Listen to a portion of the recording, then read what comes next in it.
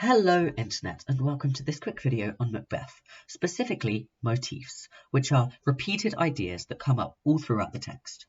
Our first of these is hallucinations. Visions and hallucinations recur throughout the play and serve as reminders of Lady Macbeth and Macbeth's joint culpability for the growing body count. When he's about to kill Duncan, Macbeth sees a dagger floating in the air. Covered with blood and pointing towards the king's chamber, this dagger represents the bloody course on which Macbeth is about to embark. Later, he sees Banquo's ghosts sitting in a chair at a feast, pricking his conscience by mutely reminding him that he murdered his former friend.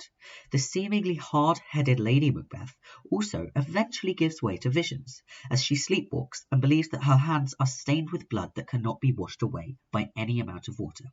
In each case, it is ambiguous whether the vision is real or purely hallucinatory, but in both cases, the Macbeths read them uniformly as supernatural signs of their guilt.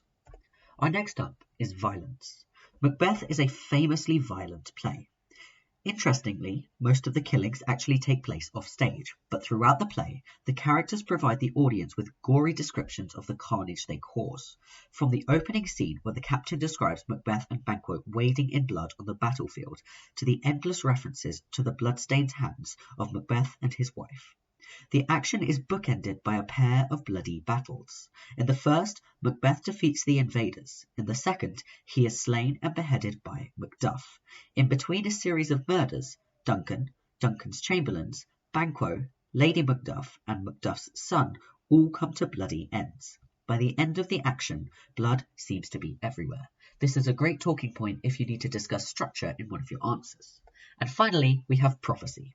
Prophecy sets Macbeth's plot in motion, namely the witch's prophecy that Macbeth will first become Thane of Cawdor and then king. These weird sisters make a number of other prophecies. They tell us that Banquo's heirs will be kings, that Macbeth should beware Macduff, that Macbeth is safe till Birnam Wood comes to Dunsinane, and that no man born of woman can harm Macbeth. Save for the prophecy about Banquo's heirs, all of these predictions are fulfilled within the course of the play.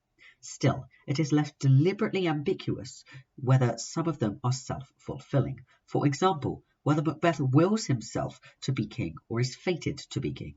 Additionally, as the Birnam Wood born of woman prophecies make clear, the prophecies must be interpreted as riddles, since they do not always mean what they seem to mean.